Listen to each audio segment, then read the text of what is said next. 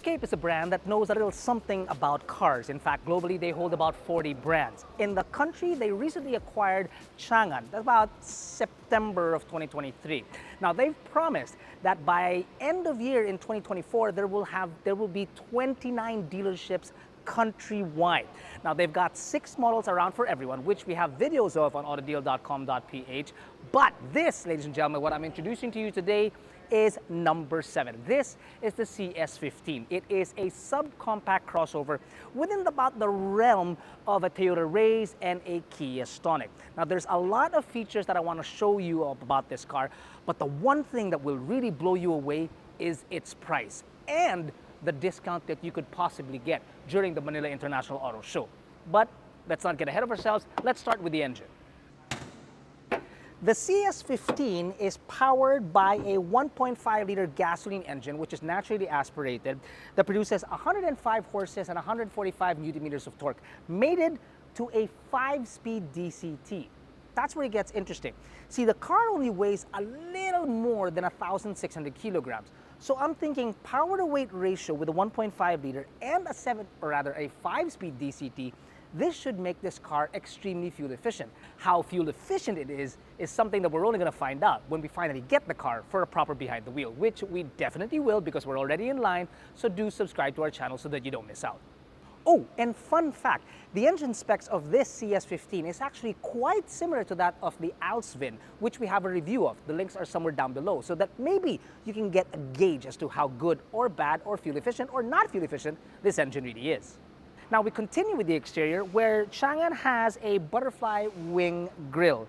To be honest with you, yes, I understand the term butterfly wing, but because of the pattern down here, it kind of reminds me of those large animals that they were riding in Avatar. What do you call those things? Do we have any idea? No, but they're actually pretty cool. Now, up top, you've got your headlamps, which are unfortunately not LEDs, they are halogens, but because they're projectors, the throw is actually pretty good. Down the side, you've got repeaters on the side mirror, a set of roof rails up on top, 17-inch two-tone alloy wheels wrapped in 50 series tires, looks pretty darn good, and then ground clearance of about 190 millimeters, which is again within the same realm as the Kia Stonic and the Raize. The Toyota Raize would be the most at 200, the Stonic the least at 185, this one right smack in the middle. Let's look at the rear. Now, it's got blacked out rear tail lamps and it's got a black rear garnish with a third brake light on top, which is all well and good. But when you look at it as a whole, the shapes, the angles, does it remind you somewhat of a French automobile? It's got this certain je ne sais quoi, I don't know what. Now, to continue down at the bottom, it's got parking sensors here, and of course, a reverse camera, which is part of the system inside. I'll show you that a little bit later. When you do open her up, on paper, it's 230 liters of space here at the rear, which to be honest with you, actually looks like it's more, especially if you were to take out the tonneau. And then it increases exponentially when you take the tonneau off and then you fold the second row, you get 1,100 liters of space. That's enough water to quench Jack's thirst on a hot day. Or maybe not even on a hot day. How thirsty are you right now, Jack? Very. You want some buko juice? Sure. Okay. There are leather seats all around, quite soft really, and the leather, as you'd expect, is not the premium kind, more like easy to clean, but it's leather nonetheless. Now, this is Jack's normal driving position, and if you've seen any of our videos, you know exactly how tall the man is. So that's his normal driving position, and yet look at still the amount of leg room that I have. The headroom is actually quite decent as well, even though that there is a sunroof, yep, in this price point, which I'll get to later, and that takes up a little bit of the space, but the indentation then gets a little bit bigger, and my headroom is actually still quite decent. It's pretty good. Now, for a total of 2 average side passengers in here, yes, a third passenger wouldn't be an issue because the tunnel is, well, it's non-existent, but yet because of the width of the automobile, you're better off leaving it to 2 passengers back here. Toys back here include Nothing. There are no toys back here. There isn't a charger. There isn't a center armrest. Just bottle holders on either door. And you're kind of hoping that the air conditioning is strong because, well, since there's no air vents and it's in the middle of summer, wow, you need the aircon. Yeah. Let's get up front. Thankfully, though, the air vents in this car are huge, especially here in the center, and then you've got large ones on either side. Now, let me just get out of Jack's driving position and into my shrimp driving position. There you go. Not that difficult to get in there. The seat can go up and down, so can the steering wheel, although it's not telescopic.